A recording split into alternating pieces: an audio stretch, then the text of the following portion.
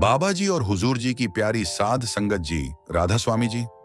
साध संगत जी, मनुष्य का असली धन वह नहीं जो जमीन में दबा हो या तिजोरियों में बंद हो, बल्कि वह नाम की कमाई और संतोष है जो उसके भीतर निवास करता है।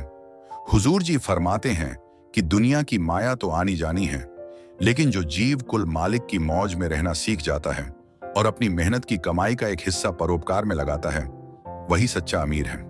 यह साखी हमें सिखाती है कि जब इंसान दुनियावी ठुकराव को सहकर सद्गुरु के चरणों में ध्यान लगाता है, तो कुदरत स्वयं उसके लिए सुख और समृद्धि के द्वार खोल देती है।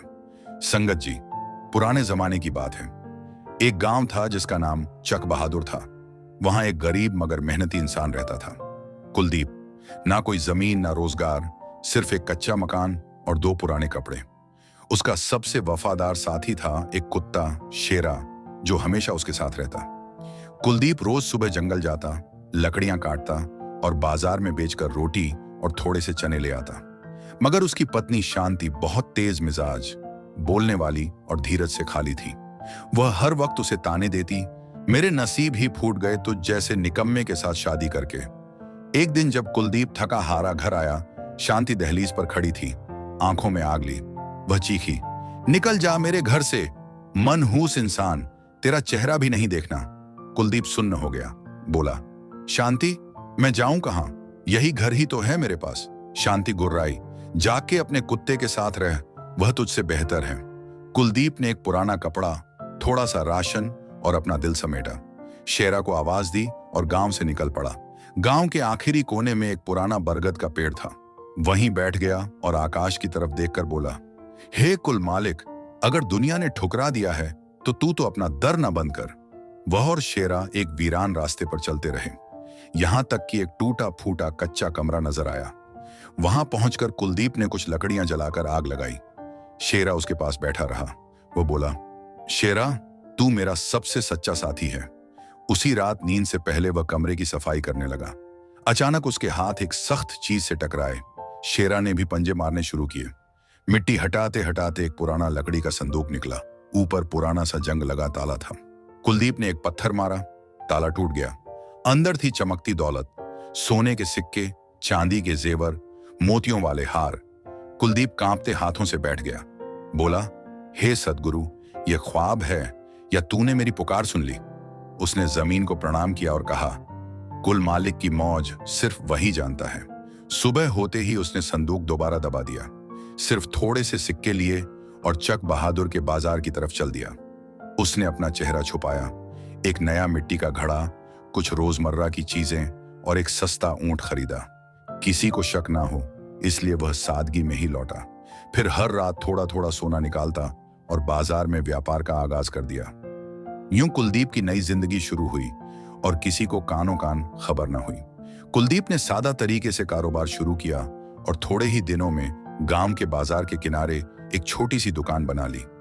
वहां वह खजूर, तेल और दालें बेचता और लोग खींचे चले आते, सिर्फ माल नहीं, ऊंचे विचार खरीदने। ना तोल में कमी, ना बात में झूठ। सब कहने लगे, यही तो है असल ईमानदार व्यापारी।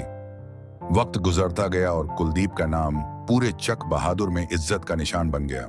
हालांकि वह अब भी इसी पुराने कच्चे कमरे में रहता था, मगर दिल इतना विशाल था कि जरूरतमंदों को खाना खिलाता, प्यासों को पानी पिलाता और दिल में कहता, मेरे सद्गुरु की दी हुई दातें दुनिया की आंखों से छुपी ही बेहतर हैं। साध संगत जी, इंसान को नाम की कमाई और दशवंध सेवा में लगाना चाहिए। जब रात आती, वह एक तरफ बैठकर अपने कुत्ते शेरा का सिर सहलाता और कहता, किसी को क्या मालूम कि गांव का सबसे धनी व्यक्ति एक कोठरी में रहता है और अपने कुत्ते के साथ खाना खाता है। उसने प्रण किया कि वह कभी नहीं भूलेगा कि वह कौन था और कहां से आया था। माया उसके दिल पर कभी हुकूमत नहीं करेगी। दिन, हफ्ते और महीने गुजरे। कुलदीप की ईमानदारी, शुक्रगुजारी और नम्रता के साथ नसीब बुलंदी की तरफ बढ़ता रहा। शेरा उसका साया बन गया। बाजार हो या सफर, हमेशा साथ। लोगों ने उसकी जिंदगी में रौनक देखी, कुछ प्रभावित हुए और कुछ ईर्ष्या में जलने लगे। उन्हीं आंखों में शांति की आंखें चुपचाप उसे देखती थीं। शांति, जिसने उसे निकाला था, अब एक कठोर स्वभाव वाले व्यक्ति के साथ ब्याही गई थी। वह व्यक्ति बदजुबान और सख्त दिल था। शांति की जिंदगी तंगी और जिल्लत में गुजरने लगी। यहां तक कि वह बेसहारा होकर मायके लौट आई। अब वह अक्सर बाजार आती, बिना कुछ खरीदे बस दूर से कुलदीप को निहारती रहती। कभी किसी महिला से धीरे से पूछती, यह वही कुलदीप है जो लकड़ियां बेचा करता था?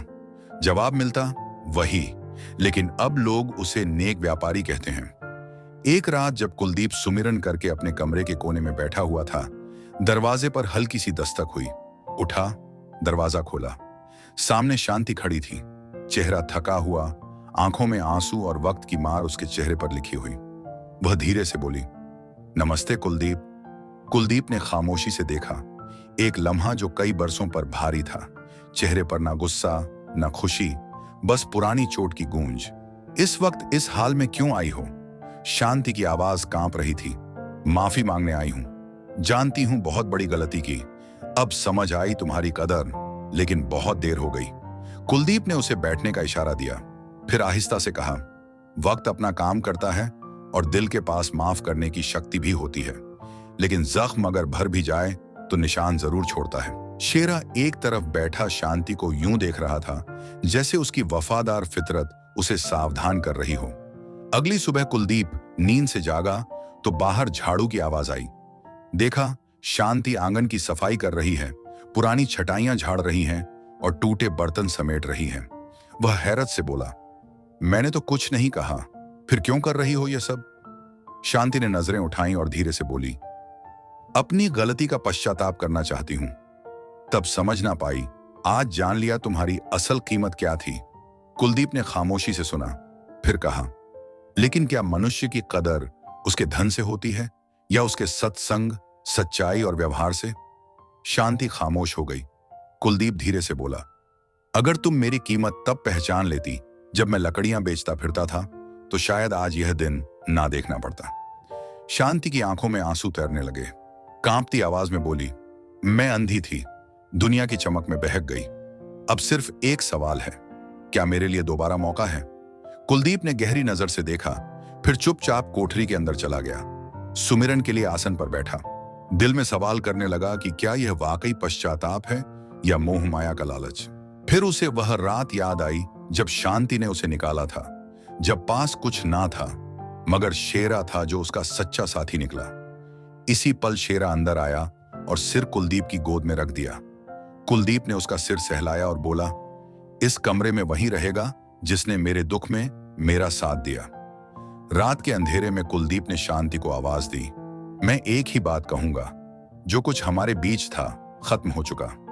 मैंने तुझे माफ तो कर दिया, मगर जो टूटता है वह कभी वैसा नहीं जुड़ता। शांति ने सिर झुका लिया, धीरे से बोली, क्या मैं यहां सिर्फ पनाह पा सकती हूं, एक सेवादार बनकर? कुलदीप ने जवाब दिया, अगर रहना चाहती हो तो कमरे के दूसरे कोने में रहो। जो बेघर हो उसे छत देना मेरे सद्गुरु का हुक्म है, लेकिन यह मत समझना कि दिल वैसा हो जाएगा जैसा कभी था। शांति खामोश रो पड़ी। उसने ना सिर्फ एक पति को खोया था, बल्कि वह अवसर भी जो शायद दोबारा ना मिलता। वक्त गुजरता गया। अब वह कोठरी लोगों से भरने लगी। कोई उपदेश लेने आता, कोई दान मांगने। बाजार में हर कोई कहता, कुलदीप जो कभी लकड़ियां बेचता था, अब भक्ति और ईमानदारी का सितारा है। मगर कुलदीप के चेहरे पर अहंकार नहीं था। वह अब भी सादे कपड़ों में उसी नम्रता से सौदा बेचता। फिर एक दिन बाजार में एक प्रभावशाली व्यक्ति आया, राजा का प्रतिनिधि। बोला, हमने आपकी ख्याति सुनी है कुलदीप जी, आप नेक इंसान हैं, गांव के लोग आप पर भरोसा करते हैं। हम चाहते हैं कि आप हमारे शासन की परिषद में शामिल हों। कुलदीप चौंका। उसने कहा, मैं तो वह साधारण मनुष्य हूं जो कभी कच्चे कमरे में सोता था, अब लोगों पर हुक्म चलाऊं? नहीं, ये मेरे बस की बात नहीं। प्रतिनिधि बोला, अधिकार खुद आ रहा है और आप इनकार कर रहे हैं। कुलदीप ने गहरी सांस ली और कहा, अधिकार तभी ठीक है जब इंसान खुद के मन पर काबू रख सके। अगर एक दिन भी मैं भटक गया तो मेरा अन्याय मेरी गरीबी से ज्यादा खतरनाक होगा। प्रतिनिधि खामोश होकर वापस लौट गया। गांव के लोग हैरान रह गए कि वह व्यक्ति जिसके पास धन है, असल में वही सबसे ज्यादा विरक्त निकला। जब कुलदीप वापस आया तो देखा शेरा कोठरी के बाहर भौंक रहा है। कुलदीप ने उससे कहा, सच कहूं तो मेरे साथी, तू वफा में उन सबसे बेहतर निकला जो इंसान कहलाते हैं। अब जब चक बहादुर में कुलदीप की चर्चा हुई तो ईर्ष्या भी बढ़ी। एक दुकानदार था जगतमल, मोटे चेहरे वाला, बातों में जहर। वह एक दिन बोला, इस शख्स के पास कुछ तो राज है। मैंने इसे पुरानी दीवार के पास खुदाई करते देखा है। हवा में शक फैलने लगा कि उसे कोई गढ़ा हुआ खजाना मिला है।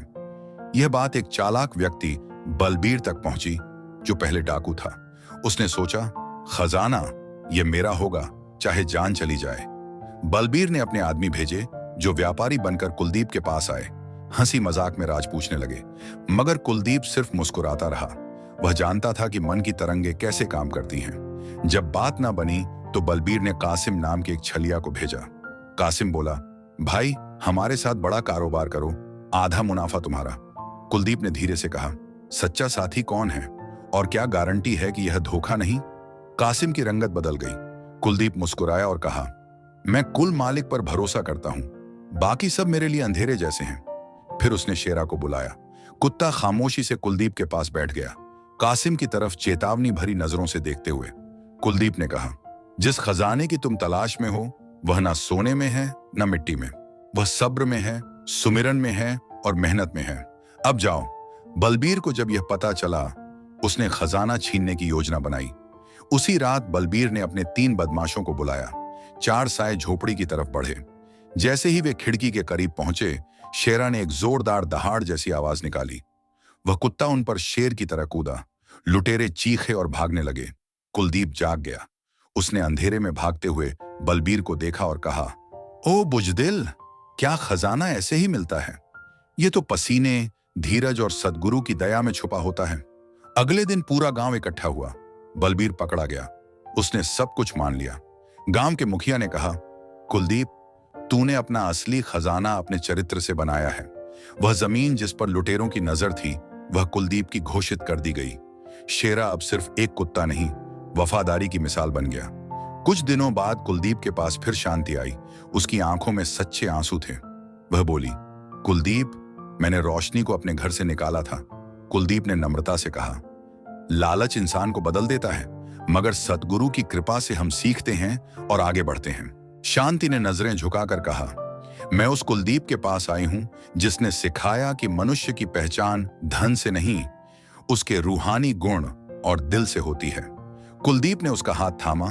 चलो एक नई शुरुआत करते हैं। यह घर मंदिर बनेगा अगर इसमें 2 सच्चे दिल हों। शेरा खुशी में भौंका। रात को कुलदीप ने सत्संग किया और कहा, मेरा सफर लंबा था, मैं गरीब था, अपमानित था, मगर आज मैं सबसे धनी हूं। इसलिए नहीं कि मेरे पास धन है, बल्कि इसलिए कि मेरे पास संतोष और कुल मालिक का नाम है। और यूं यह कथा पूरी हुई। खजाना जमीन में नहीं, बल्कि वफादारी और प्रेम में था। वफादारी एक कुत्ते ने सिखाई और इज्जत एक इंसान ने कमाई। अंत में यह साखी हमें वह महान संदेश देती है कि मन जीते जग जीत। जब कुलदीप ने दुनिया के तानों और लालच को त्याग कर अपने मन पर काबू पाया, तो उसे न केवल सांसारिक वैभव मिला, बल्कि आत्मिक शांति भी प्राप्त हुई। संगत जी, सच्ची वफादारी और निष्काम सेवा ही इंसान को कुल मालिक के करीब ले जाती है।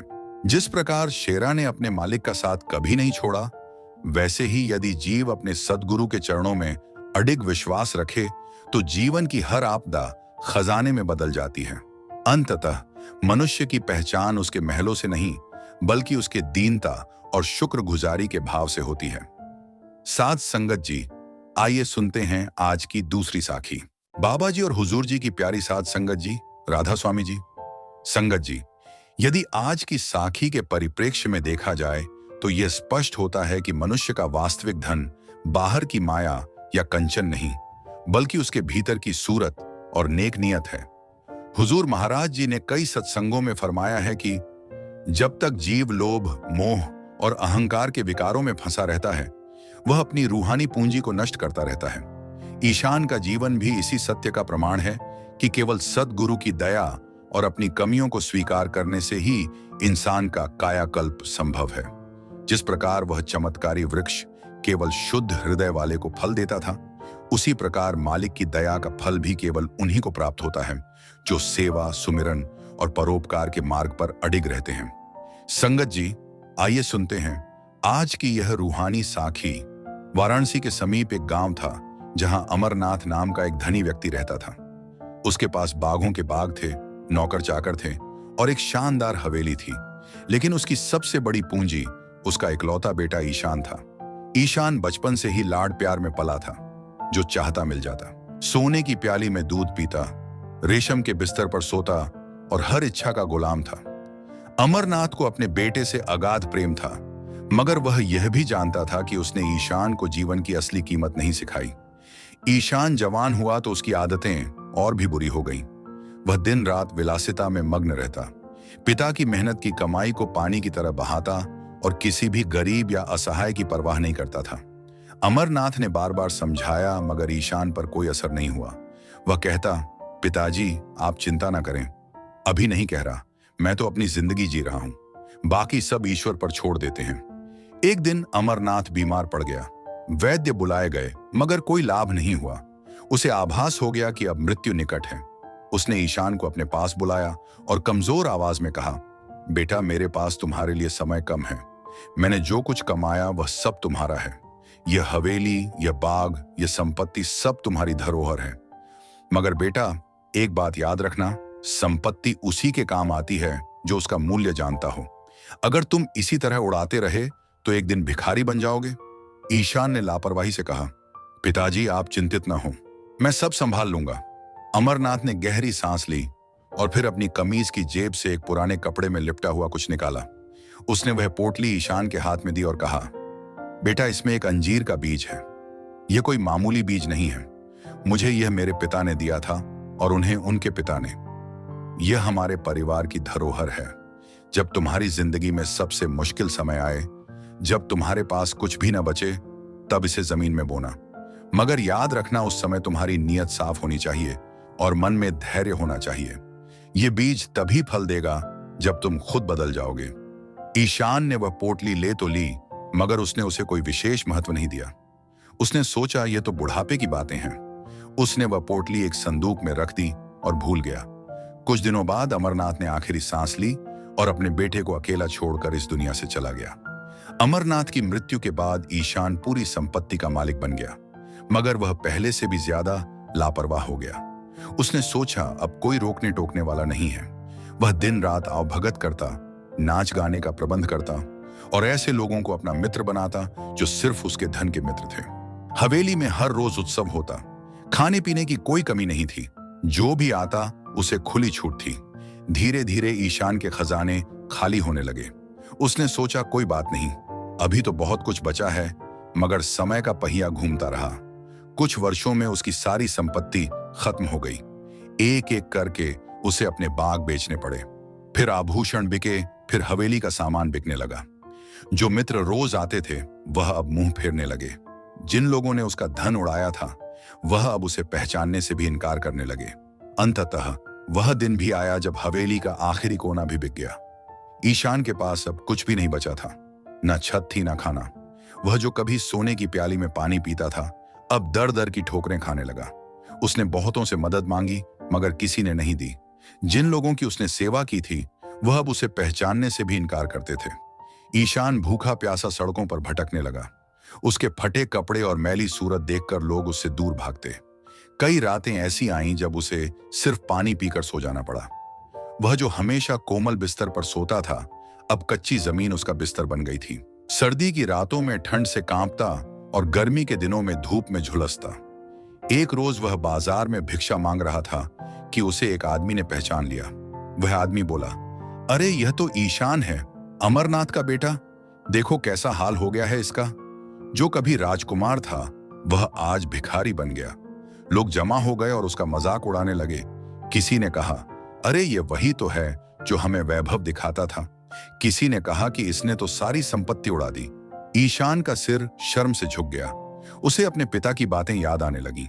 उसने सोचा, काश मैंने पिताजी की बात मानी होती, काश मैंने समझदारी से काम लिया होता।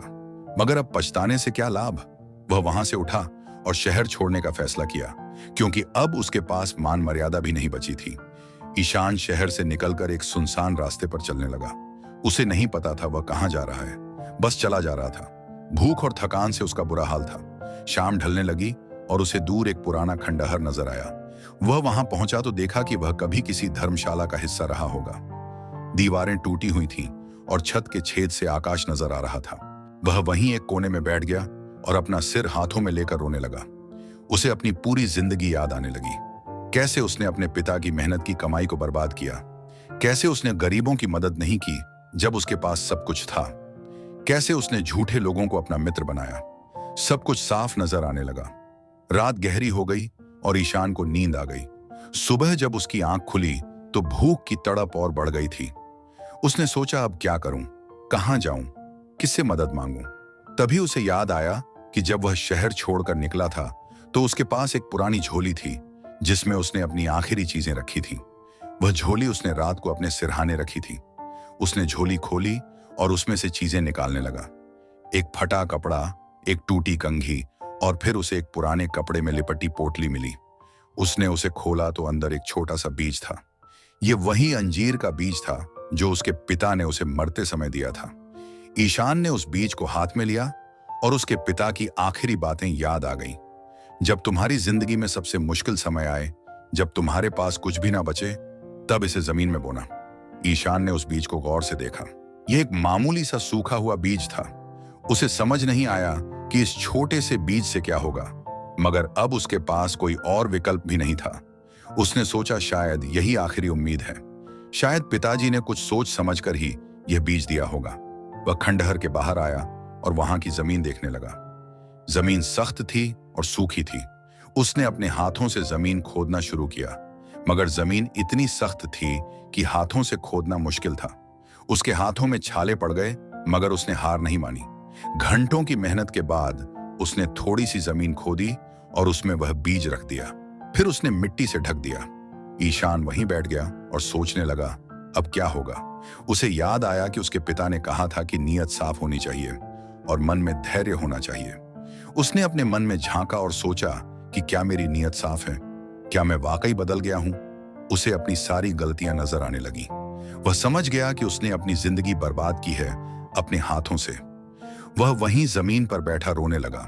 उसने आकाश की ओर हाथ उठाए और कहा, हे ईश्वर, मैंने बहुत पाप किए हैं। मैंने अपने पिता की मेहनत को बर्बाद किया। मैंने गरीबों की मदद नहीं की। मैंने अपनी जिंदगी व्यर्थ चीजों में गंवा दी। मुझे क्षमा कर दें, और अगर आपकी इच्छा हो तो मुझे एक और अवसर दें। मैं वचन देता हूं कि अब मैं बदल जाऊंगा। अब मैं मेहनत करूंगा और नेक इंसान बनूंगा। ईशान का मन हल्का हो गया। उसे लगा जैसे एक बोझ उतर गया हो। वह उठा और सोचा, अब बस प्रतीक्षा करनी है। उसे नहीं पता था कि कितना इंतजार करना पड़ेगा, मगर उसने ठान लिया कि वह धैर्य रखेगा। उसने तय किया कि वह इसी खंडहर में रहेगा और उस बीज की देखभाल करेगा। दिन गुजरने लगे। ईशान भूखा प्यासा रहता, मगर हार नहीं मानता। वह रोज सुबह उठता और उस जगह को देखता जहां उसने बीज बोया था। कोई उगता हुआ पौधा नजर नहीं आता। वह निराश हो जाता, मगर फिर अपने को समझाता कि धैर्य रखना है। उसे याद आता कि उसके पिता ने कहा था कि यह तभी फल देगा जब तू खुद बदल जाएगा। एक दिन वह भूख से बेहाल होकर पास के गांव में गया। वहां उसने एक किसान से काम मांगा। किसान ने उसे देखा तो बोला, तू तो बहुत कमजोर लग रहा है, तू काम कर पाएगा?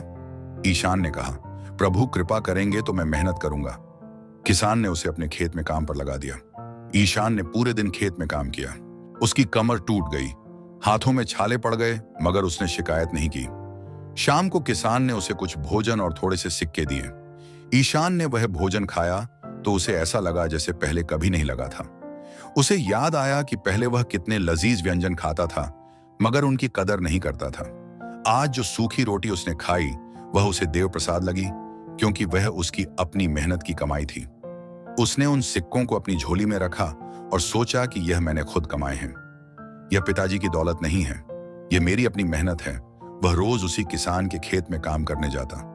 धीरे धीरे उसका स्वास्थ्य सुधरने लगा। उसके हाथों में शक्ति आने लगी। वह पहले से ज्यादा काम करने लगा। किसान भी उसकी मेहनत देखकर खुश था। उसने ईशान से कहा, तू अच्छा काम करता है, तू चाहे तो मेरे यहीं रह सकता है। मगर ईशान ने कहा, नहीं, मुझे उस खंडहर में ही रहना है, वहां मेरा एक काम है। रात को वो खंडहर में लौट आता और उस जगह को देखता जहां उसने बीज बोया था। अभी तक कुछ नहीं उगा था। महीने गुजर गए, मगर कोई पौधा नजर नहीं आया। ईशान को संदेह होने लगा कि शायद वह बीज मर गया है या फिर यह सब बेकार है। मगर फिर उसे अपने पिता की बात याद आती कि धैर्य रखना है। वह खुद को समझाता और काम पर चला जाता। एक दिन किसान के खेत में एक बूढ़ा महात्मा आया। वह भूखा प्यासा था और पानी मांग रहा था। ईशान ने फौरन अपना जल पात्र उसे दे दिया। महात्मा ने पानी पिया और ईशान को आशीर्वाद दिया। ईशान ने अपने भोजन में से आधा खाना उस महात्मा को खिलाया को दे दिया। महात्मा ने हैरानी से पूछा, बेटा तू खुद भूखा है, फिर भी मुझे भोजन दे रहा है? ईशान ने कहा, बाबा मैंने एक समय में बहुत कुछ बर्बाद किया, अब मैं सीख रहा हूं कि दूसरों की मदद करना क्या होता है। महात्मा ने उसे गौर से देखा और मुस्कुराकर बोले, बेटा तेरे चेहरे पर तेज है, लगता है तू बदल रहा है। ईशान ने कहा, बाबा मैं बदलने की कोशिश कर रहा हूं, मैं चाहता हूं कि मैं एक नेक इंसान बनूं। महात्मा ने कहा, सदा सुखी रहो बेटा, जब इंसान सच्चे दिल से बदलने की कोशिश करता है तो परमात्मा उसकी मदद जरूर करता है। तू धैर्य रख, तेरा समय जरूर आएगा। महात्मा चले गए और ईशान काम पर लग गया। उसे महात्मा की बातें बहुत अच्छी लगी थीं। उसने सोचा शायद यह कोई संकेत है। वह रात को खंडहर लौटा तो उसने फिर से उस जगह को देखा। अभी तक कुछ नहीं था, मगर इस बार उसे निराशा नहीं हुई। उसने सोचा जब मैं बदल रहा हूं तो एक दिन जरूर कुछ होगा। इस तरह महीने गुजरते गए। ईशान रोज मेहनत करता, थोड़ा कमाता और थोड़ा बचाता। उसने अपने लिए कुछ कपड़े खरीदे और अपनी झोली में सिक्के जमा करने लगा। वह अब पहले जैसा ईशान नहीं रहा था, वह बदल गया था। उसे अब धन की अहमियत समझ आ गई थी। उसे मेहनत की कीमत पता चल गई थी। उसे अब भी गरीबों का दर्द महसूस होने लगा था। एक दिन सुबह जब वह उठा और खंडहर से बाहर निकला तो उसे अपनी आंखों पर विश्वास नहीं हुआ। जहां उसने वह बीज बोया था वहां एक छोटा सा हरा पौधा उगाया था। वह पौधा इतना नन्हा था मगर ईशान के लिए वह किसी निधि से कम नहीं था। उसने उस पौधे को छुआ और उसकी आंखों में खुशी के आंसू आ गए। उसने आकाश की तरफ देखा और कहा, धन्यवाद हे ईश्वर, तूने मेरी सुन ली। वह रोज उस पौधे की देखभाल करने लगा। पास की नदी से पानी लाकर उसे देता, उसके आसपास की जमीन साफ करता। वह पौधा धीरे धीरे बढ़ने लगा। ईशान का भरोसा और मजबूत होता गया। वह सोचता कि शायद पिताजी सही कह रहे थे, यह कोई मामूली बीज नहीं है। कुछ हफ्तों में वह पौधा एक छोटे पेड़ में बदल गया। उसमें पत्तियां आने लगीं। ईशान हैरान था कि इतनी जल्दी यह पेड़ कैसे बढ़ रहा है, मगर वह खुश था। वह रोज सुबह और शाम उस पेड़ को देखता और उसकी देखभाल करता। किसान ने जब उससे पूछा कि तू इतना खुश क्यों रहता है, तो ईशान ने कहा, बस यूं ही ईश्वर का धन्यवाद है। एक दिन उस पेड़ में कलियां आने लगी। ईशान की खुशी का ठिकाना नहीं रहा। वह रोज उन कलियों को देखता और इंतजार करता कि कब फूल खिलेंगे। उसने सोचा शायद यह अंजीर का पेड़ है तो इसमें अंजीर लगेंगे, मगर उसे अंदाजा नहीं था कि यह कोई मामूली अंजीर का पेड़ नहीं है। कुछ दिनों बाद उस पेड़ में फूल खिलने लगे, मगर वे कोई मामूली फूल नहीं थे। वे फूल सुनहरे रंग के थे। ईशान ने ऐसे फूल पहले कभी नहीं देखे थे।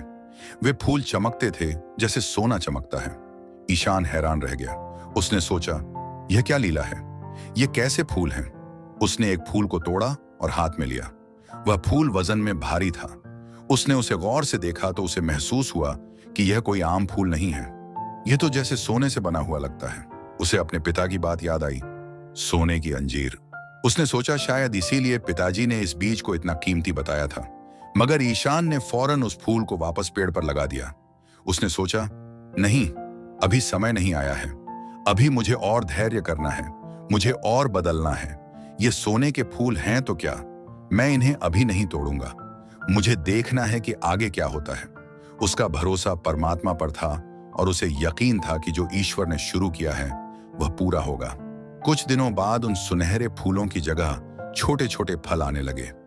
वे फल अंजीर की शक्ल के थे, मगर उनका रंग सोने जैसा था। ईशान रोज उन्हें देखता और हैरान होता। पेड़ पर अब 5 अंजीर लटक रहे थे और हर एक अंजीर ऐसे चमक रहा था जैसे शुद्ध सोना हो। ईशान का मन करता कि वह एक अंजीर तोड़ ले, मगर उसने संयम रखा। उसे लगता था कि अभी सही समय नहीं आया। एक रात ईशान खंडहर में सो रहा था कि उसे अपने पिता की आवाज सुनाई दी। वह स्वप्न था मगर बिल्कुल सच्चा लगता था। अमरनाथ ने कहा, बेटा तू बदल गया है, तेरा दिल साफ हो गया है। अब वक्त आ गया है कि तू उस पेड़ से एक अंजीर तोड़े, मगर याद रख हर अंजीर एक परीक्षा है। पहला अंजीर तुझे धन देगा, मगर असली परीक्षा तब शुरू होगी जब तू उस धन का क्या करता है, यह देखा जाएगा। अगर तूने फिर से वही गलती की तो सब कुछ खत्म हो जाएगा, मगर अगर तूने बुद्धि से काम लिया तो बाकी अंजीर भी तेरे काम आएंगे। ईशान की नींद खुल गई। उसने फौरन बाहर जाकर पेड़ को देखा। रात का अंधेरा था मगर वे सुनहरे अंजीर चमक रहे थे। ईशान ने गौर से सोचा। उसे याद आया कि पिछली बार जब उसके पास धन था तो उसने क्या किया था। उसने सब बर्बाद कर दिया था, मगर अब वह बदल चुका था। अब वह जानता था कि धन का क्या करना चाहिए। सुबह होते ही ईशान ने बहुत सोच समझकर पहला अंजीर तोड़ा। वह अंजीर उसके हाथ में आते ही ठोस सोने में बदल गया। उसका वजन इतना था कि ईशान का हाथ भारी हो गया। यह कोई मामूली सोना नहीं था, बल्कि शुद्ध और चमकता हुआ सोना था। ईशान समझ गया कि इस एक अंजीर को बेचकर वह बहुत सारे पैसे कमा सकता है। उसने वह सोने का अंजीर अपनी झोली में छिपाया और शहर की तरफ चल पड़ा। वह उसी शहर में गया जहां कभी वह राजकुमार हुआ करता था, मगर अब वहां जाते हुआ उसे डर नहीं लगा। वह जानता था कि अब वह पहले वाला ईशान नहीं रहा, वह बदल चुका था। शहर के बाजार में उसने एक जौहरी की दुकान ढूंढी। जौहरी बूढ़ा और अनुभवी था। ईशान ने उसे कहा, मेरे पास एक चीज है जो मैं बेचना चाहता हूं। जौहरी ने कहा, दिखाओ क्या है। ईशान ने वह सोने का अंजीर निकालकर उसके सामने रख दिया। जौहरी ने जैसे ही उस अंजीर को देखा, उसकी आंखें फटी की फटी रह गई। उसने उसे हाथ में लिया, तौला, परखा और फिर हैरानी से बोला, यह तो शुद्ध सोना है। ऐसा सोना मैंने अपनी पूरी जिंदगी में नहीं देखा। यह तुम्हें कहां से मिला? ईशान ने कहा, यह मेरे पिता की धरोहर है, बस इतना जान लीजिए। जौहरी ने कहा, इसकी कीमत बहुत है। मैं तुम्हें इतने सिक्के दूंगा कि तुम महीनों आराम से रह सको। ईशान ने वह सोने का अंजीर बेच दिया और उसके बदले में ढेर सारे सिक्के मिले। इतने सिक्के कि उसकी झोली भर गई। वह बाजार से बाहर आया तो उसके दिल में एक अजीब सी खुशी थी, मगर साथ ही एक डर भी था। उसे याद आया कि पिछली बार जब उसके पास संपत्ति थी तो उसने क्या किया था। अब उसे फैसला करना था कि इस धन का क्या करना है। वह एक पेड़ के नीचे बैठ गया और सोचने लगा। उसने अपनी पूरी जिंदगी को याद किया। वह गरीबी, वह भूख, वह अपमान सब याद आया। फिर उसे वह महात्मा याद आए जिन्हें उसने भोजन दिया था। उसे वह किसान याद आया जिसने उसे काम दिया था। उसे सारे वह लोग याद आए जिन्होंने उसकी मुसीबत के समय में उसकी मदद की थी। ईशान उठा और फैसला किया कि वह सबसे पहले उन लोगों का आभार व्यक्त करेगा जिन्होंने उसकी मदद की थी। वह सीधा उस किसान के पास गया जिसके खेत में उसने काम किया था। किसान अपने खेत में काम कर रहा था। ईशान ने उसे आवाज दी और कहा, स्वामी, मैं आपका कृतज्ञ हूं। आपने मुझे काम दिया जब किसी ने नहीं दिया। मैं चाहता हूं कि आपका कुछ भला करूं। किसान ने मुस्कुराकर कहा, बेटा, तूने मेहनत की और मैंने तुझे मजदूरी दी, इसमें आभार की क्या बात है। मगर ईशान ने अपनी झोली से कुछ सिक्के निकाले और किसान को दिए। किसान चकित रह गया। ईशान ने कहा, अन्नदाता, ये लीजिए, आप इन सिक्कों से अपने खेत के लिए कुछ अच्छे उपकरण और बैल क्रय कर लीजिए या जो भी उचित समझे। किसान की आंखों में अश्रु आ गए। उसने कहा, बेटा, ईश्वर तुम्हें सुखी रखे। तुमने मुझ पर बहुत बड़ा उपकार किया है। ईशान वहां से निकला और गांव की ओर गया। उसने वहां देखा कि कुछ लोग अत्यंत निर्धनता में जी रहे हैं। उनके बालक भूखे हैं और वस्त्र फटे हुए हैं।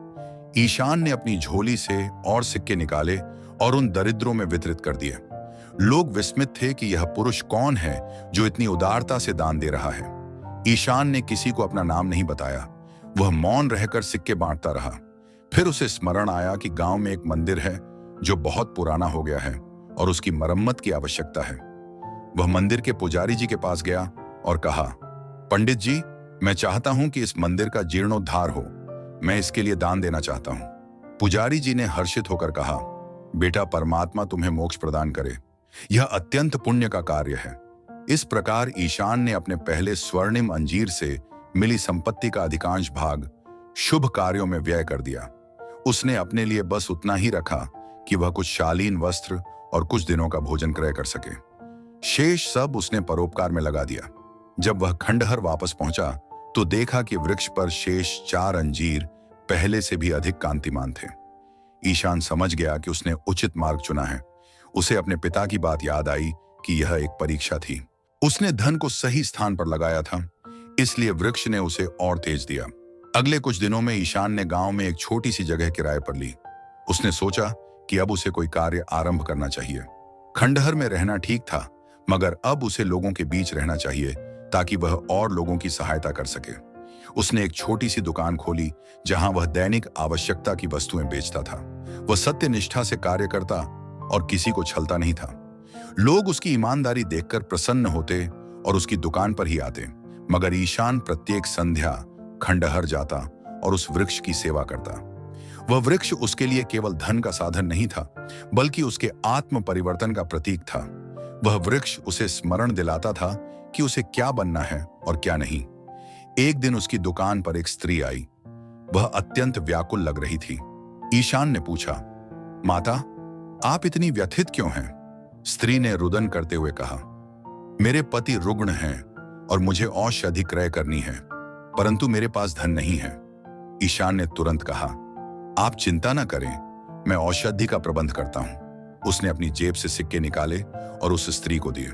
स्त्री ने बहुत आभार व्यक्त किया और चली गई। यह क्रम चलता रहा। ईशान जब भी किसी को संकट में देखता, सहायता हेतु तत्पर रहता, कभी धन से, कभी श्रम से, तो कभी केवल सांत्वनापूर्ण वचनों से। लोग उसे स्नेह करने लगे और उस पर अटूट विश्वास करने लगे। संगत जी, आगे बढ़ने से पहले आपसे एक विनती है कि कमेंट में राधा स्वामी जी लिखकर अपने शहर का नाम जरूर लिखें और हमारे चैनल अम्मू किचन को सब्सक्राइब जरूर करें। आइए अब साखी पर वापस आते हैं। धीरे धीरे उसकी दुकान भी उन्नति करने लगी और वह थोड़ा बहुत धन अर्जित करने लगा। मगर एक दिन उसकी दुकान में एक व्यक्ति आया जो अत्यंत वैभवशाली प्रतीत होता था। उसने ईशान से कहा, मैंने सुना है कि तुम बहुत धर्मात्मा व्यक्ति हो। मैं तुम्हें एक अवसर देना चाहता हूं। मेरे साथ नगर चलो और मेरे व्यापार में भागीदार बनो। तुम बहुत धन कमा सकते हो। ईशान ने पूछा, महानुभाव, यह कैसा व्यापार है? व्यक्ति ने कहा, मैं सामग्री क्रय करता हूं और दूसरे नगरों में ऊंचे मूल्यों पर बेचता हूं। कभी कभी थोड़ा मिलावट भी करनी पड़ती है, पर यह तो व्यापार का नियम है, सब करते हैं। ईशान ने तत्काल मना कर दिया। उसने कहा, आभार, मगर मैं ऐसा अधर्म का व्यापार नहीं कर सकता। मैं किसी को धोखा नहीं दे सकता। वह व्यक्ति उपहास करते हुए बोला, तुम मूर्ख हो, इस तरह तो तुम कभी धनी नहीं बन पाओगे। ईशान ने कहा, धनी बनने से अधिक महत्वपूर्ण है सज्जन बनना। वह व्यक्ति सिर हिलाकर चला गया। उस रात जब ईशान खंडहर गया तो देखा कि वृक्ष पर दूसरा अंजीर पूर्णतः पक चुका था। वह पहले से भी अधिक दमक रहा था। ईशान समझ गया कि आज पुनः उसका परीक्षण हुआ था और वह सफल रहा। उसने लोभ को ठुकरा दिया था और सत्य को चुना था, इसलिए वृक्ष ने उसे उपहार दिया। अगले दिन ईशान ने दूसरा अंजीर भी तोड़ लिया। यह अंजीर पहले से भी बड़ा और भारी था। उसने इसे भी जौहरी के पास ले जाकर विक्रय कर दिया। इस बार उसे और अधिक स्वर्ण मुद्राएं मिली, मगर ईशान ने पुनः वही किया जो प्रथम बार किया था। उसने अधिकांश धन पुण्य कार्यों में लगा दिया। उसने गांव में एक कुआं खुदवाया ताकि लोगों को जल के लिए दूर न जाना पड़े। उसने कुछ निर्धन बालकों को शिल्प सिखाने के लिए एक छोटी कार्यशाला खोली जहां काष्ठ कला, बढ़ई का काम सिखाया जाता था। उसने मंदिर के लिए कुछ धर्म ग्रंथ दान किए। इस तरह उसने अपनी संपत्ति को लोक कल्याण में लगाया। लोग अब ईशान को एक पुण्यात्मा और उदार व्यक्ति के रूप में जानने लगे। कोई नहीं जानता था कि उसे यह धन कहां से प्राप्त हो रहा है, मगर सब उसका सम्मान करते थे। कुछ लोग पूछते भी थे कि ईशान, तुम्हारे पास इतना धन कहां से आता है? ईशान बस मुस्कुराकर कहता, परमात्मा की कृपा है।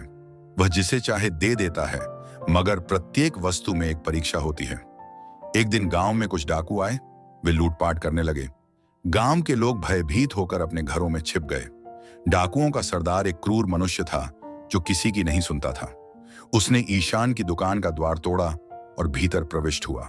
उसने ईशान से कहा, तेरे पास जो कुछ है सब सौंप दे, अन्यथा मैं तेरा वध कर दूंगा। ईशान के पास उस समय कुछ सिक्के थे जो उसने अपनी दुकान से कमाए थे। वह डरा, मगर फिर उसने साहस जुटाया। उसने सोचा कि यदि मैं इन डाकुओं को सब दे दूंगा तो ये और लोगों को भी लूटेंगे। उसने सरदार से कहा, महानुभाव, ये सिक्के ले लो, मगर एक बात सुनो, तुम लोग यह पाप कर्म क्यों कर रहे हो? तुम भी तो मनुष्य हो, तुम भी ईमानदारी से श्रम करके जीविका चला सकते हो। सरदार हंसा और बोला, ईमानदारी की कमाई में क्या रखा है? हम तो इसी प्रकार सरलता से धन हरण कर लेते हैं। ईशान ने कहा, मगर यह धन तुम्हें शांति नहीं देगा।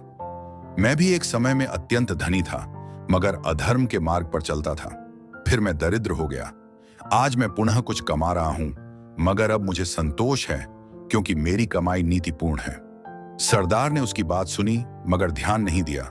उसने सिक्के लिए और बाहर निकलने लगा। मगर तभी गांव के कुछ युवक जो ईशान का सम्मान करते थे, वे लाठियां लेकर आ गए। उन्होंने डाकुओं को घेर लिया। सरदार ने तलवार निकाली मगर ईशान ने मध्य में आकर कहा, रुकिए, रक्तपात मत कीजिए। उसने सरदार से कहा, तुम सिक्के रख लो और यहां से चले जाओ, मगर वचन दो कि भविष्य में यह पाप नहीं करोगे। सरदार विस्मित रह गया। उसने कहा, क्या तू विक्षिप्त है? मैं तुझे लूट रहा हूं और तू मेरी भलाई की बात कर रहा है? ईशान ने कहा, मैं विक्षिप्त नहीं हूं, मैं बस चाहता हूं कि तुम सन्मार्ग पर आ जाओ। ये सिक्के पुनः अर्जित किए जा सकते हैं, पर यदि तुम्हारी जान चली गई या किसी और की, तो वह वापस नहीं आएगी। सरदार के हृदय में कुछ जागृत हुआ। उसने अपने पूरे जीवन में ऐसा मनुष्य नहीं देखा था जो लुटने के बाद भी लुटेरे के कल्याण की बात करे। उसने सिक्के ईशान को लौटा दिए और कहा, मैं नहीं जानता तू कौन है, पर तेरी वाणी में कुछ प्रभाव है। मैं आज तुझे नहीं लूटूंगा और कदाचित भविष्य में भी इस कुकर्म के विषय में सोचूंगा। यह कहकर वह अपने साथियों के साथ चला गया। गांव के लोग ईशान का साहस और नेकी देखकर चकित रह गए। उन्होंने उसकी बहुत प्रशंसा की, मगर ईशान ने कहा, यह मेरा साहस नहीं था, यह परमात्मा की कृपा थी। उन्हीं ने मुझे सामर्थ्य दिया। उस रात जब ईशान खंडहर गया तो उसने देखा कि तीसरा अंजीर भी पक चुका था। वह समझ गया कि आज फिर उसकी परीक्षा थी और वह उत्तीर्ण हो गया। उसने प्राणों की चिंता किए बिना सत्य का साथ दिया था और उपकार किया था, इसीलिए वृक्ष ने उसे पुरस्कृत किया। अब वृक्ष पर केवल 2 अंजीर शेष थे और ईशान जानता था कि उसकी वास्तविक परीक्षा अभी शेष है। ईशान अब समझ चुका था कि प्रत्येक अंजीर के साथ उसकी परीक्षा भी बड़ी होती जा रही है। पहले अंजीर ने उसे धन दिया और उसने सदुपयोग किया। दूसरे अंजीर ने उसे लालच से लड़ने का अवसर दिया और उसने सत्यनिष्ठा चुनी। तीसरे अंजीर ने उसके साहस और पुण्य की परख की और उसने प्राणों की परवाह किए बिना सच का साथ दिया। अब बचे हुए 2 अंजीर और क्या परीक्षा लेकर आएंगे, यह सोचकर ईशान का अंतर्मन कांप जाता था। कुछ सप्ताह व्यतीत हो गए। ईशान की दुकान अच्छी चल रही थी। गांव के लोग उससे बहुत प्रेम करते थे। वह प्रत्येक संध्या खंडहर जाता और उस वृक्ष की सेवा करता।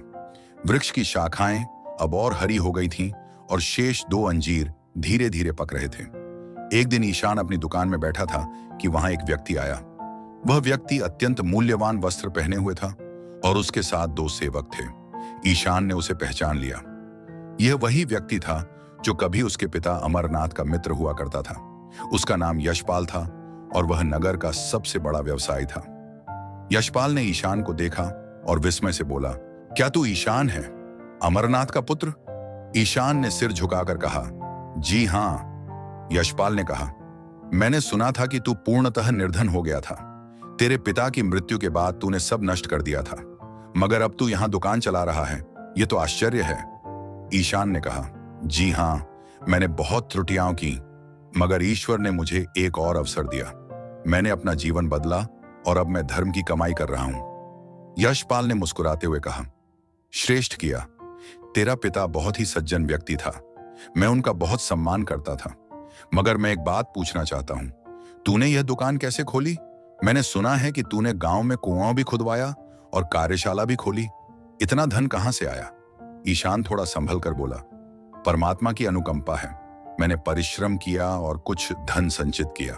यशपाल ने संदेह भरी दृष्टि से देखा मगर कुछ नहीं कहा।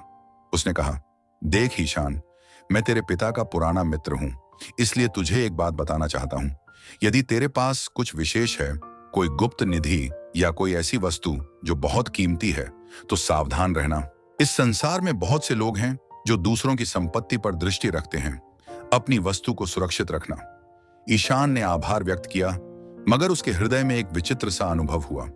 यशपाल की बात में कुछ छिपा हुआ था। वह समझ गया कि शायद यशपाल को संदेह हो गया है कि उसके पास कुछ विशेष है। यशपाल चला गया, मगर उसके जाने के बाद ईशान व्याकुल हो गया। उसे लगा कि अब संकट बढ़ गया है। यदि किसी को उस चमत्कारिक वृक्ष के बारे में पता चल गया तो क्या होगा? वह वृक्ष जो स्वर्ण के अंजीर देता है, वह तो किसी के लिए भी लालच का कारण बन सकता है। उस रात ईशान खंडहर गया तो उसने देखा कि चौथा अंजीर अब पूरी तरह पक चुका था।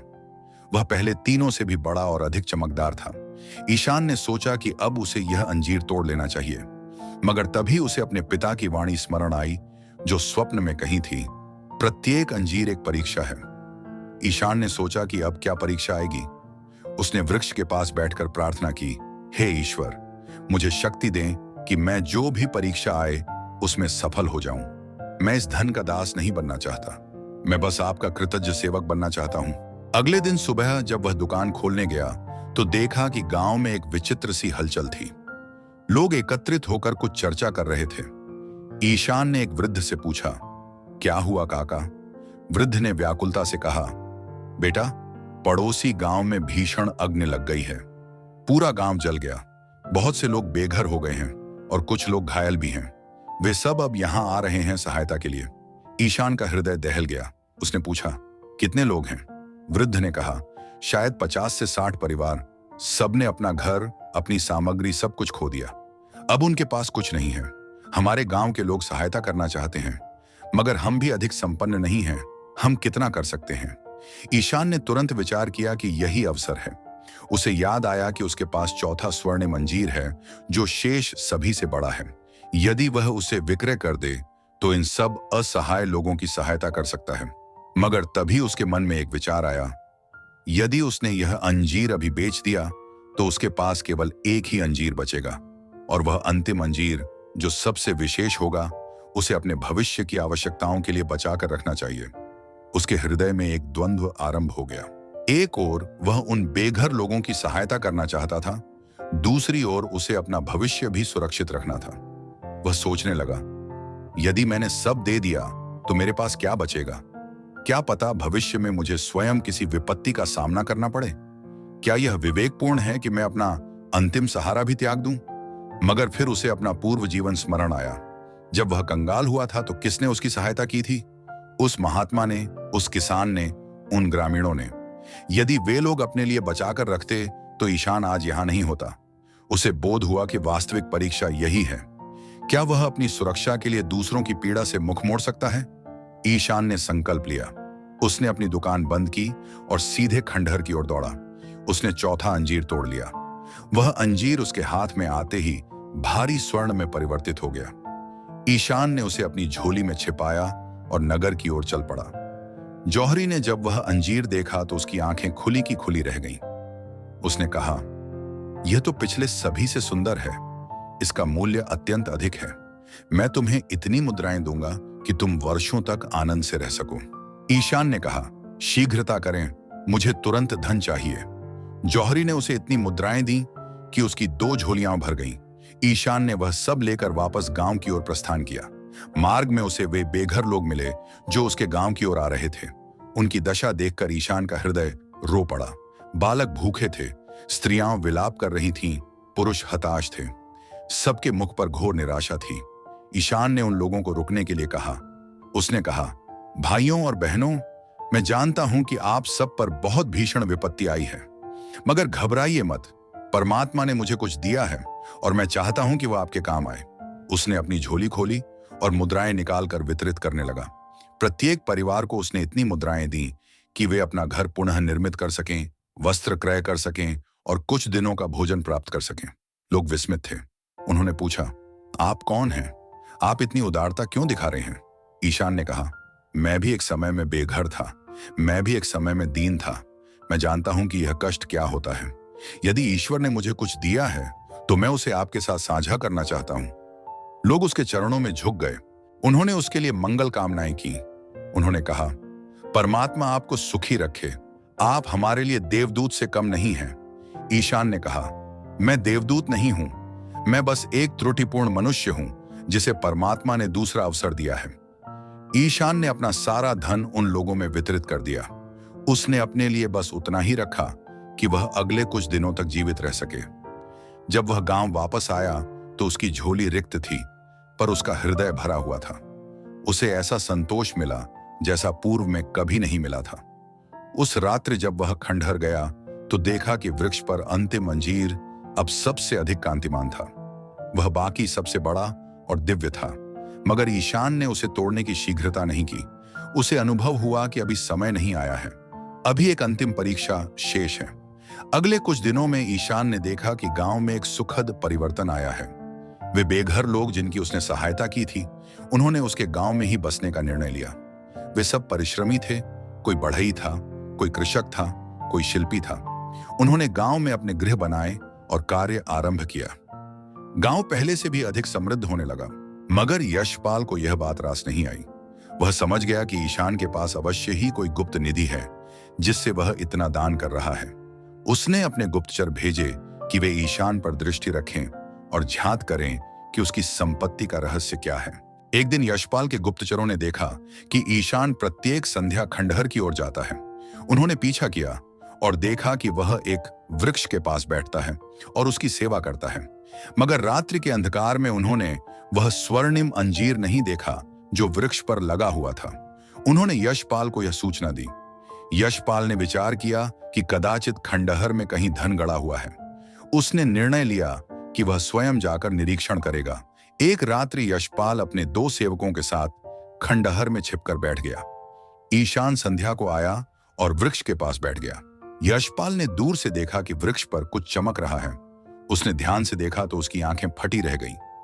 वृक्ष पर एक स्वर्ण का अंजीर लटक रहा था जो इतना दिव्य था कि रात्रि के सघन वन में भी स्पष्ट दिखाई दे रहा था। यशपाल के मन में लोभ जागृत हो गया। उसने सोचा कि यदि यह वृक्ष स्वर्ण के फल देता है तो यह तो अक्षय भंडार है। उसने ईशान के जाने की प्रतीक्षा की। जब ईशान चला गया तो यशपाल वृक्ष के समीप आया। उसने उस अंजीर को तोड़ने का प्रयास किया, परंतु अंजीर नहीं टूटा।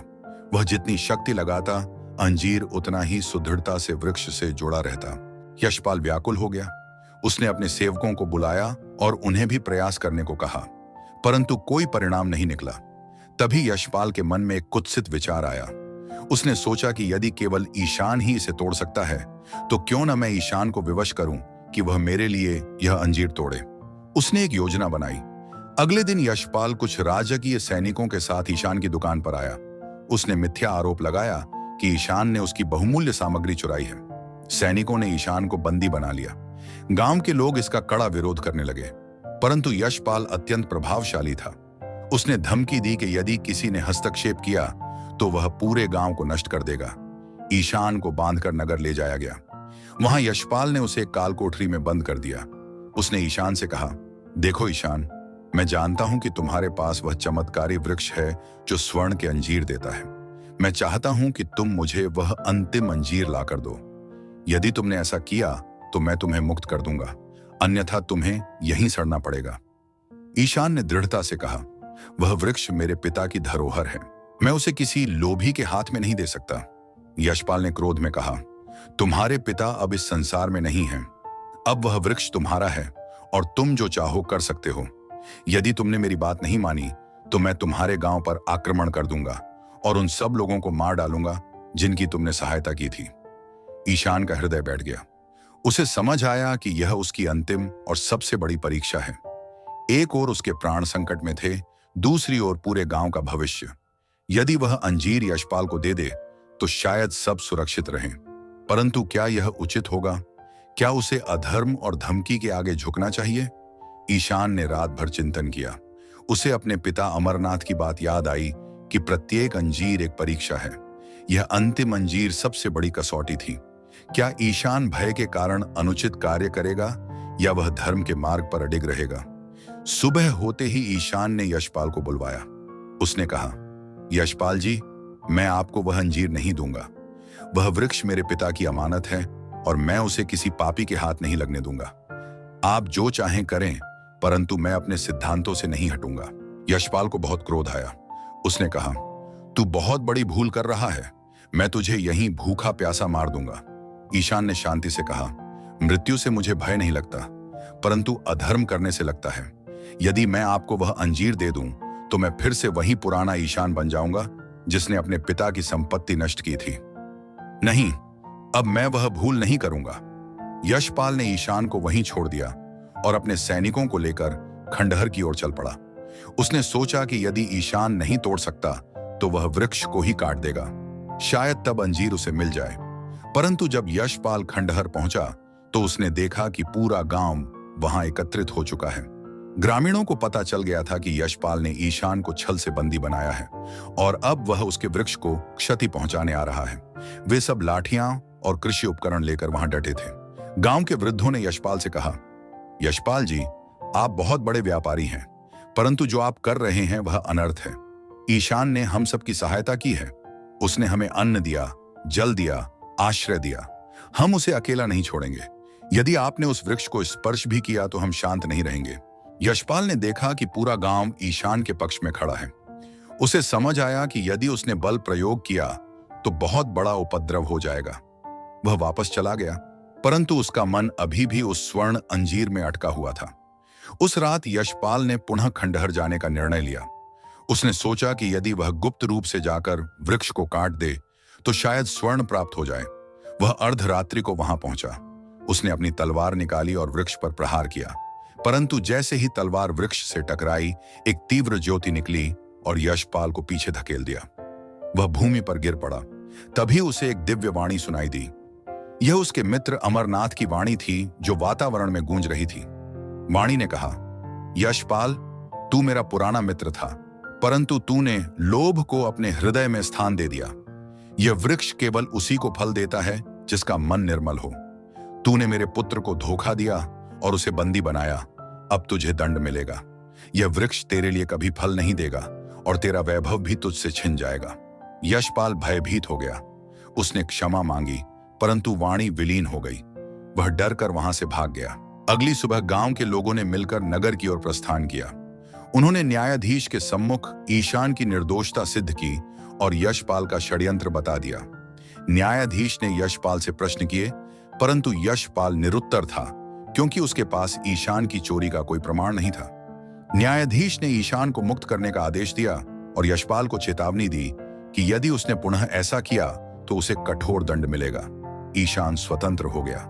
गांव के लोगों ने उसका भव्य स्वागत किया। उस रात ईशान खंडहर गया। वृक्ष पहले से भी अधिक अलौकिक लग रहा था। अंतिम अंजीर इतना दीप्तिमान था कि पूरा खंडहर प्रकाशित हो गया था।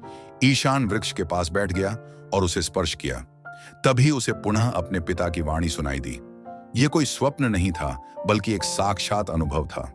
अमरनाथ ने कहा, बेटा, तू समस्त परीक्षाओं में सफल हो चुका है। तूने धन का सदुपयोग किया, लोभ को त्यागा, साहस दिखाया, दीनों की सहायता की और अपने सिद्धांतों हेतु प्राणों की परवाह नहीं की। अब समय आ गया है कि तू अंतिम अंजीर तोड़े, परंतु इस बार का फल अलग होगा। ईशान ने पूछा, कैसा फल पिताजी? अमरनाथ की वाणी ने कहा, यह अंतिम अंजीर तुझे केवल स्वर्ण नहीं देगा, बल्कि कुछ और देगा। परंतु पहले तुझे एक निर्णय करना है। तू इस अंजीर को अपने लिए रख सकता है या फिर इसे किसी और को दान कर सकता है। यदि तूने इसे अपने लिए रखा तो यह वृक्ष सदैव के लिए सूख जाएगा, परंतु यदि तूने इसे किसी अत्यंत अभावग्रस्त को दिया तो यह वृक्ष सदा यहीं रहेगा और प्रतिवर्ष फल देता रहेगा। ईशान ने विचार किया। उसे समझ आया कि यह अंतिम और सबसे बड़ी परीक्षा है। क्या वह स्वार्थी बनेगा या परोपकारी? उसने अपना पिछला जीवन स्मरण किया, वह दीनता और लोगों की सहायता। उसे वह सुख याद आया जो दूसरों की सहायता से मिलता था। ईशान ने संकल्प लिया। उसने कहा, पिताजी, मैं यह अंजीर अपने लिए नहीं रखूंगा। मैं इसे उस व्यक्ति को दूंगा जिसे इसकी सर्वाधिक आवश्यकता है। अमरनाथ की वाणी में हर्ष था। बेटा, तूने उचित निर्णय लिया। अब जा और देख कि किसे सबसे अधिक आवश्यकता है।